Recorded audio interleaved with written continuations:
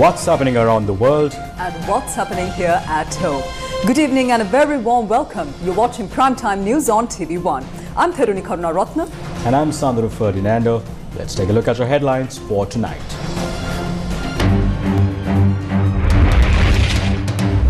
Did Israel attack Iran? The Middle East in turmoil. CID records statement from Reverend Father Cyril Gamini Fernando. The Bohot tour will contest the presidential election. Candidate yet to be announced. A statement from Namal Rajapaksa. Anyone can go to court and challenge the new electricity reform bill, says Minister Kanchana Wijesekara. Palita Thevara Perma bids adieu.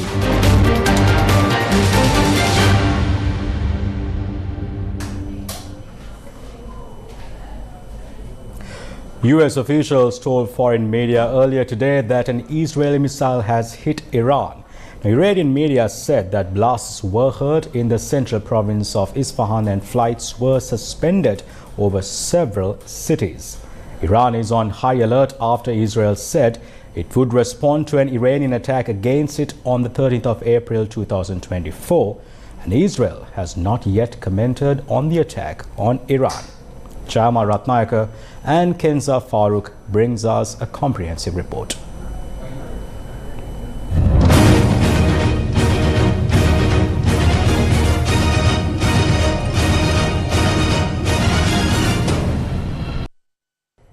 Jama, taking a look at some news that Sri Lanka woke up to, and US media had reported that Israel had launched an airstrike on Iran this morning. So what exactly happened in this situation? Certainly, Kenza, as more than 6 months have passed by since the Gaza war started, today there was one of the most recent developments in a new tension that has been brewing since the start of this month. And US media reported that Israel had launched an attack on a site in Iran. However, it is noteworthy that neither Iran nor Israel had released an official statement of a possible strike or a strike that had been launched on Iranian soil. But Iranian media did say that explosions were heard in the Isfahan city, which is situated in the center of Iran and not the capital city of Tehran, which we will discuss in a minute as well. And according to the Iranian news agency, air defense missiles were activated following that development. Now, Jama, like you said, we'll talk about the fact that why Tehran wasn't targeted, but Isfahan. Could you tell us, why did they target Isfahan and not Tehran, which is the capital of Iran? Certainly, Kenza. So if we take a look at the map behind us, you can see that Isfahan is situated in the center of Iran and Tehran is situated further towards the east of the country. However, Isfahan is an important location. It's not a nuclear city. However, there are several nuclear related sites in the Isfahan city, and the Isfahan city is also a historic city in the country of Iran. It is also worthy of mentioning that the nearby city of Natanz is one of Iran's nuclear enrichment sites. Now, Jamal, as we learn why Isfahan was targeted, let's take a look at the current situation right now at Isfahan. Iranian media reported that the central city of Isfahan is completely calm and secure. According to a live television report, people are going on with their normal lives. The report, however, said that sounds were heard over the city in Isfahan hours earlier, adding that several miniature UAVs were shot down. So, Jamal, as we know, when airstrikes are struck, civil airspace is disrupted, and most of the time the airspace is closed. So could you tell us now the situation here between Israel and Iran? What is the situation of the airspace? Certainly, Kenza, following this recent development and reports of the possible strike by Israel on Iran, Iran closed its airports in Tehran, Shiraz and Isfahan, and it also cleared the airspace to the west of the country. That should be mentioned, which was after a few hours after the attack. By 4:45 GMT, the airports and airspace had reopened and closure notices posted on a US Federal Aviation Administration database had been removed. Before the airports reopened, Flydubai said it had cancelled its Friday flights to Iran. One of its earlier flights turned back to Dubai. An Iran Air flight from Rome to Tehran was diverted to Ankara, Turkey. According to flight tracking data, Emirates, Fly Dubai, Turkish Air, Wizz Air Abu Dhabi and Belavia were among the carriers continuing to fly over the part of Iran's airspace that remained open in the initial hours after the attack earlier today. Now, Jayamal, there's obviously something that transpires the attack between Iran and Israel. So how did this happen? What was the root cause, or what was the cause of the attacks between Iran and Israel? Certainly, Kenza, to trace the root cause between the back and forth attacks between Israel and Iran, you have to go back to the 1st of April this year, when Israel attacked the Iranian consulate in Damascus, Syria, killing some of its top officials that were attached to the IRGC, which is the Iranian Revolutionary Guard Corps. As a retaliation, on the 13th of April, which was last week, Iran attacked Israel with 330 missiles and drones. However, most of them were intercepted by Israel and with the support of its allied forces, including the US and UK. However, thereafter, Israel had said that there will be another retaliation from their part against Iran, and that is said to be why this particular attack took place today. Iran's official IRNA news agency said a series of explosions in Syria targeted military sites.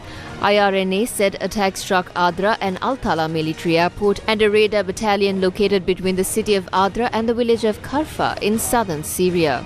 Oil and gold prices have jumped after US officials said an Israeli missile had struck Iran.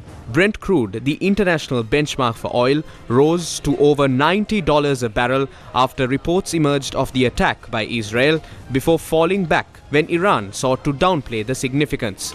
Gold briefly came close to a record high before settling below $2,400 an ounce. There are concerns a worsening conflict in the Middle East could disrupt oil supplies. Kenza, this conflict not only affects the two countries that are currently at loggerhead, namely Israel and Iran. We know that when it comes to Sri Lanka, there are many Sri Lankan expatriates who are employed in Iran, Israel, and also surrounding countries that are in the Middle Eastern and West Asian region. So, what sort of an effect will an escalating tension between these two countries have on workers and employees, Sri Lankan citizens who are residing and also engaged in employment there, and what sort of an effect will it have on foreign remittances? How important are foreign remittances at this point to Sri Lanka? So, Jama, taking a look at numbers now, when you take a look at Israel, there's 8,000 Sri Lankans residing in Israel, and when you look at Saudi Arabia, where 194,000 Sri Lankans are residing, and in Jordan it's 12,500, and in Lebanon it's about 80,000 people, Sri Lankans residing in Israel. Now, it is very important that we know that in 2022, the Workers' Remittance Report by the CVSL said that Sri Lanka's workers' remittance income was at 3.8 billion US dollars. Now, out of this 3.8 billion US dollars, we also need to know that Sri Lankans who left Sri Lanka to go work migrant workers in other countries, the report also said that 85% of these migrant workers were from the Middle East. So 85% of migrant workers who left Sri Lanka to engage in employment overseas were centered around the Middle Eastern region. This is according to a 2022 report released by the Central Bank of Sri Lanka. But Kenza, this tension, all of these developments are coming against a backdrop where the president of Iran, Ibrahim Raisi, is set to arrive in Sri Lanka on the 24th of April to inaugurate the Oya Multipurpose Development Project, which was initially commenced through a fund that was granted to Sri Lanka by Iran. Yes. However, the latest developments and the scenarios that have unfolded have somewhat raised concerns as to whether the Iranian president will in fact arrive in Sri Lanka, but Newsfirst will in fact keep our viewers posted on the latest developments and the updates that transpire, and also the possible visit of the Iranian president to Sri Lanka. Stay tuned to Newsfirst. We will bring you the latest happenings from Sri Lanka, the region, and also the ongoing conflicts and the tensions that are brewing between Israel and Iran, and also the conflict that is occurring in the Gaza Strip.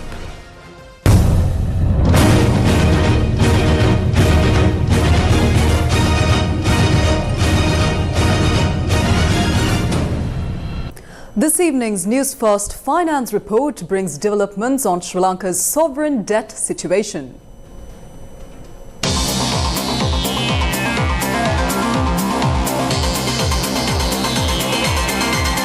The Newsfirst Finance Report. Sri Lanka attends Global Sovereign Debt Roundtable. Sri Lanka's State Minister of Finance Shehan Semasinghe participated in the Global Sovereign Debt Roundtable along with Governor of the Central Bank of Sri Lanka Dr. Nandalal Veerasinghe. Posting on X, the State Minister said that this collective initiative led by the International Monetary Fund, World Bank and G20 would assist countries to resolve debt issues faster, which was a common request from creditor and debtor countries across the globe. State Minister Semasinghe also met with IMF Managing Director Kristalina Georgieva at this meeting. Sri Lanka, USA discuss progress of debt restructuring. State Minister of Finance Shehan Semasinghe has held bilateral discussions with Deputy Assistant Secretary of the US Treasury Robert Caproth. Posting on X, he said the discussions focused on Sri Lanka's recent economic developments, progress of debt restructuring, strengthened tax administration, and ongoing governance reforms.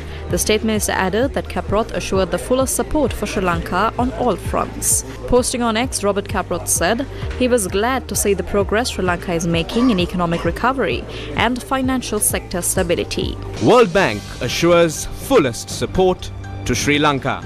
State Minister of Finance Shehan Semasinghe has called on Chief Administrative Officer of the World Bank Group, Wenkai Zhang. Posting on X, State Minister Semasinghe said he thanked him for the support he extended to Sri Lanka as the former Vice President of the Exim Bank of China. The State Minister said the discussion revolved around recent economic developments and progress of Sri Lanka's debt restructuring process. He added that Zhang assured World Bank's fullest support and cooperation for Sri Lanka. World Bank Vice President for South Asia commends Sri Lanka's progress. The World Bank's Vice President for the South Asia region, Martin Reza, has commended Sri Lanka on the progress made with steady implementation of World Bank-supported reforms. Posting on X, State Minister Semasinghe said Reza recollected the situation Sri Lanka was in just a few months ago and opined that the country is in a far better position today. The State Minister said the forthcoming reforms that will unlock the next round of World Bank financing was discussed, and Martin Reza assured continued support to Sri Lanka.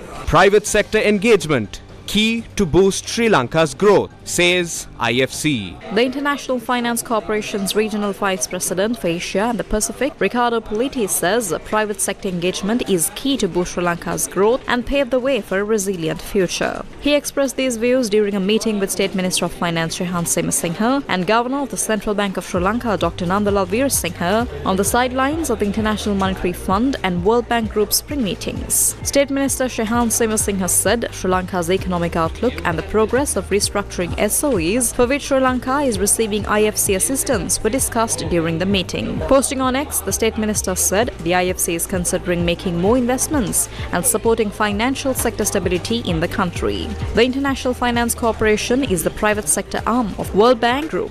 Japan commends Sri Lanka's economic management. Japan's Deputy Vice Finance Minister for International Affairs, Fuji Daijo, has confirmed the strong friendship and relationship between Japan and Sri Lanka. Posting on X, State Minister Shehan Semasinghe said Daijo appreciated the excellent progress made by Sri Lanka and congratulated the Sri Lankan authorities, led by the President, for the strong leadership and economic management. The State Minister thanked the Deputy Vice Minister for Japan's continued support for Sri Lanka, particularly as co-chair of the official creditor committee. State Minister Shehan Semasinghe said the progress on debt restructuring was discussed in detail, and Daijo assured of Japan's continued commitment to early finalization of the debt restructuring process. They met on the sidelines of the International Monetary Fund and World Bank Group spring meetings.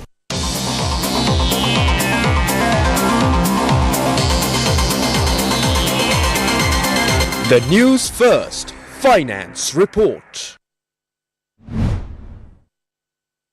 The International Monetary Fund warned that the road ahead is going to be hard and Sri Lanka must pursue with reforms. Krishna Srinivasan, director of the International Monetary Fund's Asia and Pacific Department, shedding light on Sri Lanka's economic journey amidst its adjustment program, emphasizes significant strides made by the country, showcasing tangible improvements in various economic indicators. He was responding to a question raised by Newsfirst Zulfiq Farzan. The program on which Sri Lanka embarked upon was ambitious, much needed, but now it's delivering results. I don't want to jinx it because the road ahead is going to be harder, but there is progress being made, and both in terms of growth, you talked about recovery, and in terms of inflation. Now, you talked about, again, let me just note that, as I said, that there's still much more work to be done, both in terms of the fiscal policy, in terms of building reserves, in terms of becoming resilient.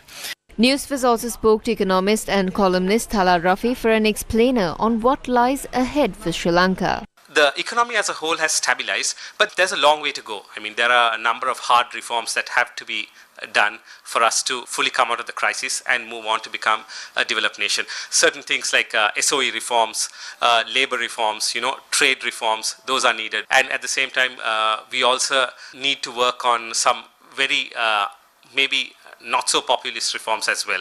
So that's where Sri Lanka is. But the hope is that we can come out of the crisis. We've done well. So if we can stick on to the tough reforms, I think in the coming decades, Sri Lanka can start posting very heavy growth. Chief of Staff to the President and National Security Advisor Sagala Ratnayaka recently said that Sri Lanka's debt restructuring process with private bondholders is stuck with two aspects of disagreement, whereas it is well underway with bilateral creditors. However, he expressed confidence that an agreement will be reached before next June. He said that there were 4 areas where disagreements were identified and subsequent negotiations resulted in narrowing them down to 2.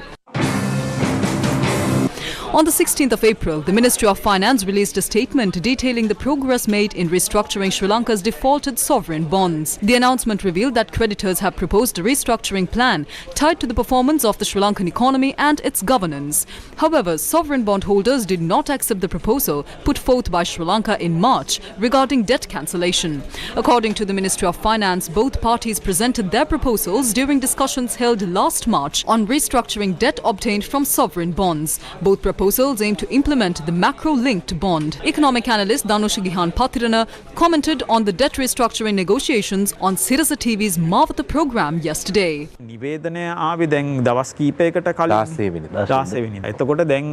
The announcement came a few days ago on April 16th. A key concern is the lack of agreement on debt restructuring, potentially jeopardizing IMF approval and hindering economic progress. This uncertainty has caused a significant drop in the price of existing Sri Lankan bonds in the secondary market. Who are involved in these talks? Bondholders who buy and sell these bonds. Their perception of the restructuring's approval heavily influences their actions. The current situation suggests a potential crash due to the perceived lack of progress. While the price has fallen now, it could increase if the interest rate is at to 9.75%. Increased demand for bonds could improve the situation in the future. Some discussions might not be fully transparent to the public. However, the final outcomes such as tax settlements or interest payments will eventually become clear in the market. මේ විදිහට පියවනවා. දැන් මේ ගෙවන interest එක පියවන්න එපා අන්තිමට.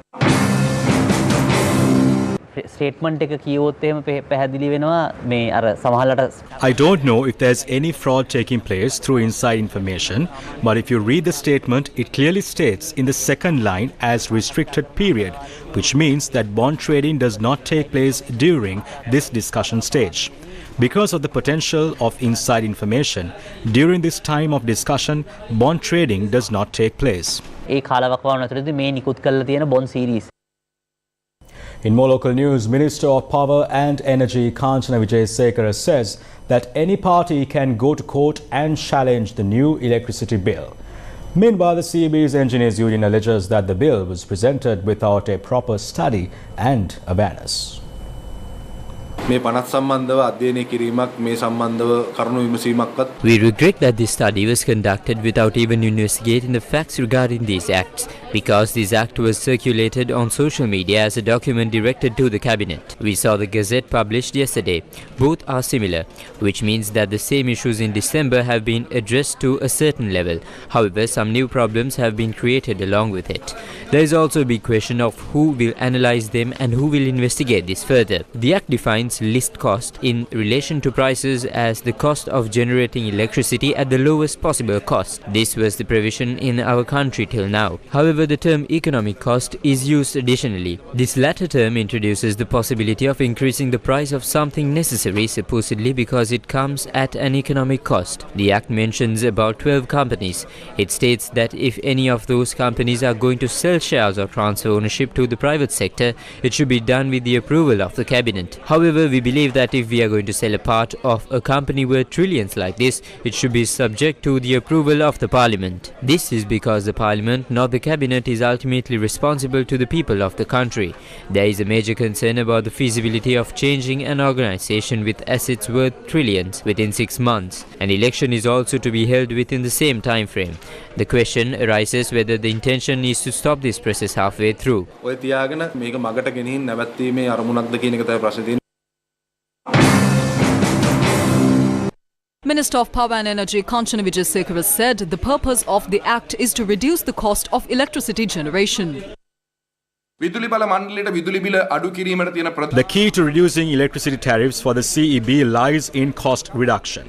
There are two main areas to address: power generation costs and administrative costs. Currently, the focus is on administrative cost reduction. To further reduce generation costs in the long term, renewable energy projects should replace our current diesel furnace oil plants. These plants are expensive, with fuel costs ranging from 100 to 120 rupees per unit. However, questions remain regarding potential investors in renewable energy projects. How will project financing be structured, and is the proposed return on investment reasonable? These aspects need thorough discussion. It's unlikely that legal challenges will arise. Instead of relying on the CEB's 22,000 employees or trade unions to contest the bill, a more proactive approach is needed. 2 years ago, upon taking office, I faced a situation with 12-hour power cuts. By February 2023, we successfully eliminated these cuts. However, our infrastructure is vulnerable and requires investment in upgrades and improved management practices. A dedicated management structure might be necessary. This bill is presented to address these critical needs.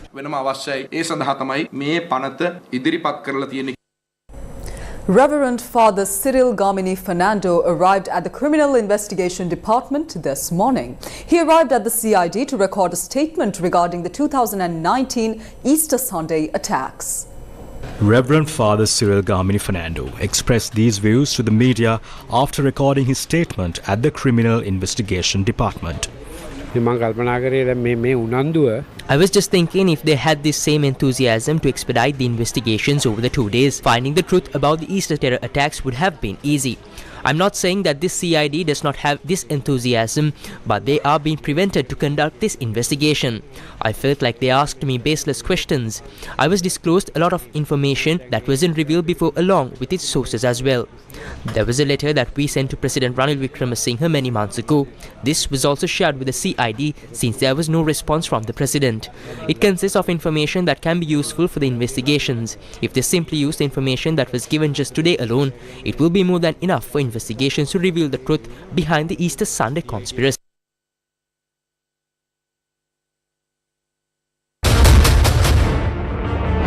Wins the election. Nama Rajapaksa says that the SLPP will nominate a presidential candidate. ශ්‍රී ලංකා පොජ්ජන පෙරමුණේ අපේක්ෂකයා. අපි සන්දානගත වෙනවා. අපි විශාල සන්දානයක් හදනවා. හැබැයි අපේක්ෂකයා ඉන්නේ ශ්‍රී ලංකා පොජ්ජන. අපි ජයග්‍රහයි අපේක්ෂකයෙක් ශ්‍රී ලංකා පොජ්ජන පෙරමුණෙන් ඉදිරිපත් කරනවා. අපේක්ෂකයාගේ නම කෙසේ වෙතත් චන්ද්‍ර පත්‍රිකාවේ පොහොට්ටුවේ ලකුණ තියෙයි. ඒ කියන්නේ ඔබතුමා සූදානම් වෙන්නේ 30ට. අපි පක්ෂයක් විදිහට සූදානම් වෙන්නේ මේ අවුරුද්දේ තියෙන 20යි 24 තියෙන ජනාධිපතිවරණය සහ පාර්ලිමේන්තු මැතිවරණය තියෙනවා නම් ප්‍රාදේශ සභා තිබ්බත් හොඳයි. යහපාලන ආණ්ඩුවෙම කල් දාපු පළාත් සභාව තිබ්බත් හොඳයි. මම සූදානම් වෙන්නේ මේ අවුරුද්දේ තියෙන ඕනෑම මැතිවරණයකට පක්ෂය ජයග්‍රහණය කරවන්න. ඔබතුමාලා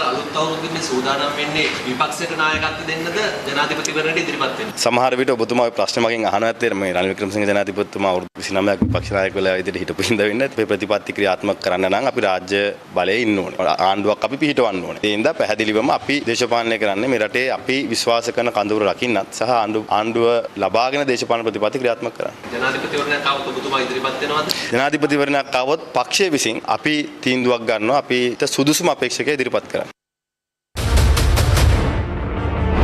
Wins the election. Dhammika Pereira expressed his views on rebuilding Sri Lanka. He expressed his views at a program in Alawathugala, Akurana, titled Rich Village, Rich Country. I founded an educational institute with the goal of providing a strong education for all children in society. After all, a well-educated population is essential for building a prosperous country. While there may be challenges, I believe we can overcome them. Working together, we can ensure a brighter future.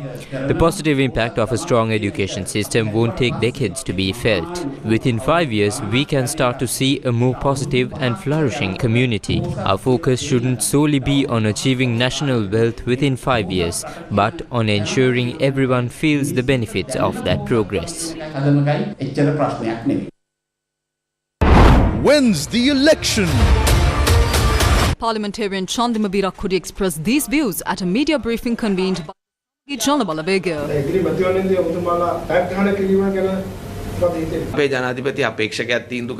We have decided on our candidate for the presidential election. They are all speaking of if we will contest the election, form alliances or bringing outsiders to the party. There is no such decision. We have decided on our candidate. We have made our plans for May Day. We began our campaigns after we made our decision. We will not be stopped until Sajith Premadasa becomes the president. Sajith Premadasa මැතිතුමා මේ රටේ ජනාධිපති පුටුවේ වාඩි කරලා මිසක් නවත්තන්නේ නැtei කියන එක පැහැදිලිව කියනවා. Wins the election. The headquarters of the Humane People's Alliance was inaugurated today in Edmonton Road, Colombo 5. Its leader, parliamentarian Dayasiri Jayasekara, and a group of political party representatives representing the Humane People's Alliance attended the event. The Humane People's Alliance also formed an alliance with several parties. I have formed an alliance. We have several parties in the alliance, about 18 to 20. We can unite as those parties. Then the people in the government have nowhere to go today. The alliance called Podujana Eksat Peramuna is where the people in the government are trying to gather. That's why they say that there are 40 people interested in joining. The question we have is, whom will those 40 join? If those 40 come together again with Ranil Wickremesinghe, what's the point?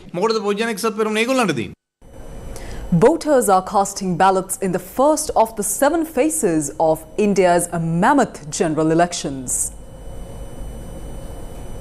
India began voting in the world's largest election as Prime Minister Narendra Modi seeks a historic third term in office on the back of growth, welfare, his personal popularity and Hindu nationalism. The vote pits Modi's Bharatiya Janata Party against an alliance of 24 opposition parties, which is challenging him with promises of increased affirmative action, more handouts and what they say is the need to save democratic institutions from Modi's dictatorial rule. The gigantic exercise involving almost 1 billion voters will be spread over 7 phases across India. It ends on June 1st and votes will be counted on June 4th. Today is the largest of the 7 phases. 166 million voters in 102 constituencies across 21 states and territories voted, including in Tamil Nadu in the south, Arunachal Pradesh on the Himalayan frontier with China and the most populous Uttar Pradesh in the north. Amma! අම්මද කඩේ ගියේ නැත්තම් තාත්තද? මං අම්මේ මට list එක දාලා තිබුණා. ඇයි? දුවට මොන හරි ඕනේද? මුකුත් නෑ. මං ඔයාගේ තාත්තා මටත් යමක්කමක් තේරෙනවා. ඔසපුවේම ඔබේ සෞඛ්‍ය කොටසක්. ඉතින් ඇයි ඔබය ඔබේ පවුලේ අයගෙන් හංගන්නේ? ඊවා විශ්වාසයෙන් පෙරමුණේ. The final rites of the late former State Minister Palitha Thevara Peruma were performed this afternoon.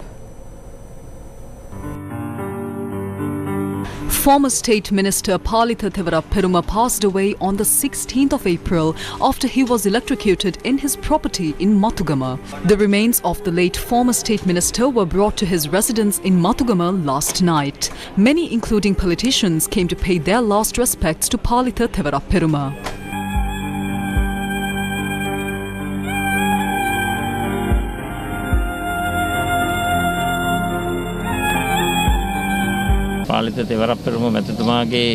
We are extremely saddened by the untimely passing of Palitha Thevaraperuma. We hope that he attains the supreme bliss of Nibbana. Also, this is the time to protect his beloved wife, his children and other members of his family. I will definitely fulfill that responsibility. Palitha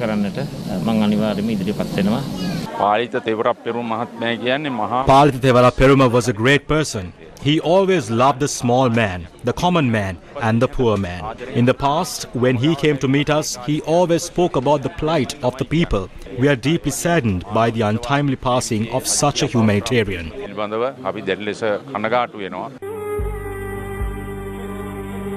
President Ranil Wickremesinghe also paid his final respects to the remains of the late Palitha Thevaraperuma.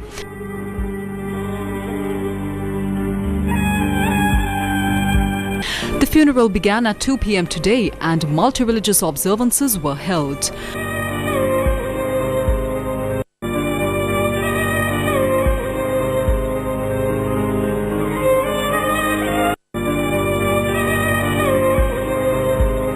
The people were allowed to pay their final respects to his remains, and afterwards the funeral cortege began from his residence.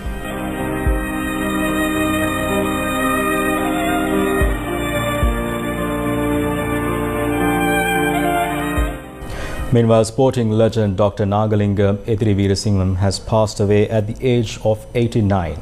He secured Sri Lanka's first ever Asian Games gold medal.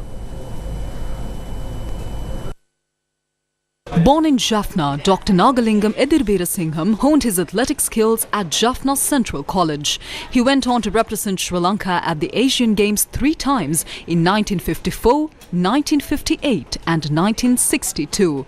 But it was in 1958 that he etched his name in history. Soaring over the men's high jump bar at the Tokyo Asian Games, Dr. Ediriveerasingham not only claimed the gold medal but also set a new record, a defining moment for Sri Lankan athletics. His talent extended beyond Asia as he also competed in the 1952 and 1956 Olympic Games. Dr. Ediriveerasingham's legacy extends beyond medals and records. After his athletic career, he dedicated himself to education, teaching at universities abroad. Biz First. In a historic move for Coca-Cola, Kaushali Kusumpala has been appointed as the first female country director for Sri Lanka and the Maldives. Coca-Cola has named Kaushali Kusumpala as the new country director for Sri Lanka and the Maldives, marking a historic moment as the first woman from Sri Lanka to hold this position. Effective the 1st of April 2024, Kusumpala takes over the reins from Pankaj Singha, who previously led the region in 2019. In her new role, Kusumpala will foster close collaboration with various groups across Sri Lanka and the Maldives. This includes working hand in hand with bottling partners, customers, industry associates, consumers and external stakeholders. Kusumpala brings a wealth of experience to the table, having built a diverse career since 2009. Kusumpala holds a Bachelor of Commerce degree from the University of Melbourne, demonstrating a strong academic foundation. Coca-Cola has a rich history in Sri Lanka, having established its presence there since 1961. The company directly employs over 400 individuals and has a broad network of over 80,000 shops.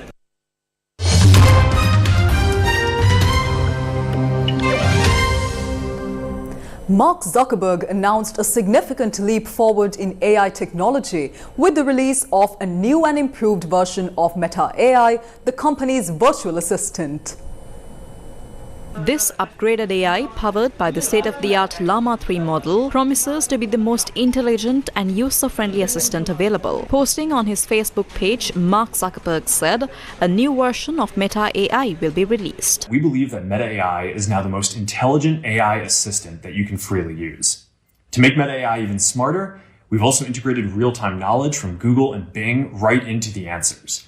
We're also making Meta AI much easier to use across our apps. Meta AI boasts several new features designed to enhance user experience. Integration into popular Meta apps like WhatsApp, Instagram, Facebook, and Messenger allows for seamless interaction. Additionally, a dedicated website, meta.ai, will also be released to use the Meta AI assistant through web. But Meta AI isn't just about answering questions. Zuckerberg highlighted unique creative features like photo Animations, and it now creates high-quality images so fast that it actually generates and updates the images for you in real time as you're typing.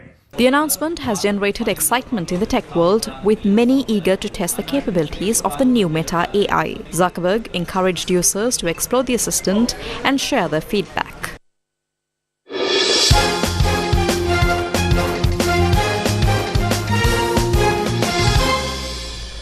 Fire in her eyes and a burning dream in her heart. Sri Lanka's captain Chamari Atapattu sets her sights on the World Cup semi-finals, all while nurturing a new generation of stars ready to claim their own glory on the international stage. Sri Lanka's World Cup dreams remain unfulfilled, but their captain Chamari Atapattu isn't letting that dampen her spirits. Despite missing out on automatic qualification, Atapattu has set a bold goal for her team, reaching the semi-finals of the upcoming World Cup. She said that she has been working hard for the past 15 years and has achieved a few things as a player, but as a captain, she wants to do more. She went on to note that she wants to see her team in the semi-final of this World Cup. Her ambition isn't unfounded. Over the last year, Sri Lanka has tamed tigers like Bangladesh, outwitted the English on their home turf, and even challenged the mighty South Africans. Victories in T20 International Series and a silver medal at the Asian Games stand as testaments to their rising prowess. The road ahead won't be a walk in the park. Every match is crucial and every opponent a formidable foe.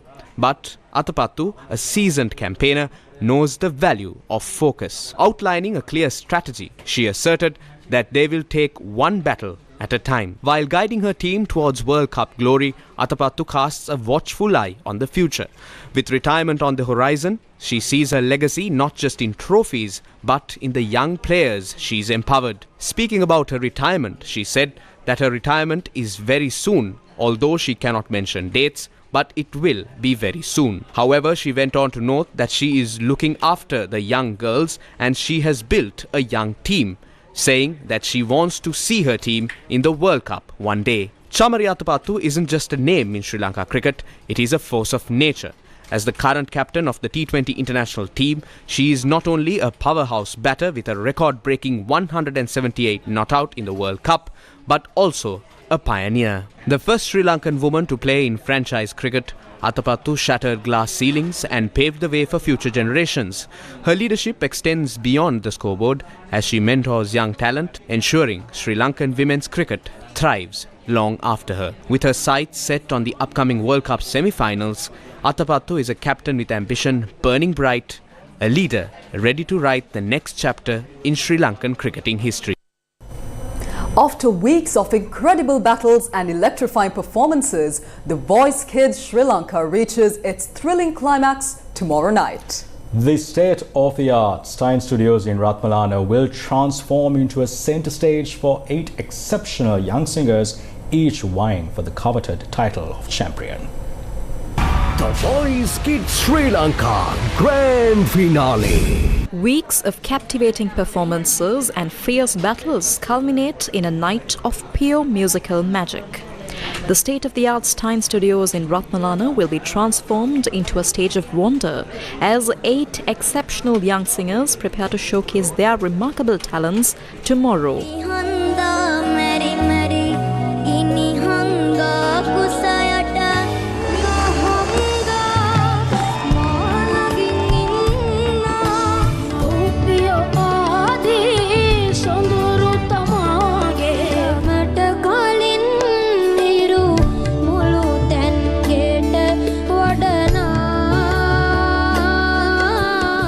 Coach Nadani's team will be represented by the talented Netuja and Rashid. Coach Uresha's team is equally well represented by the impressive duo of Sinet and Nimna.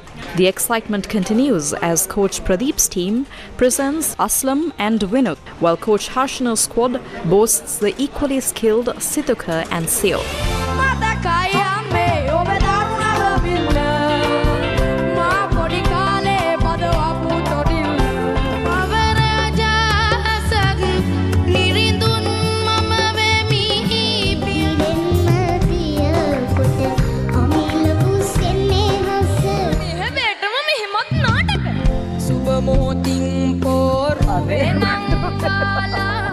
After weeks of rigorous training and captivating performances, they are now prepared for the ultimate test. The grand finale of The Voice Kids Sri Lanka promises a night of musical brilliance. Don't miss this exciting culmination of these young singers' journeys as they battle for the coveted title. Tune in to Sirasa TV tomorrow and witness the magic unfold at Stein Studios in Ratmalana. The Voice Kids Sri Lanka Grand Finale. And with that, we wrap up Primetime News for tonight. Thank you for watching. Take care and good night.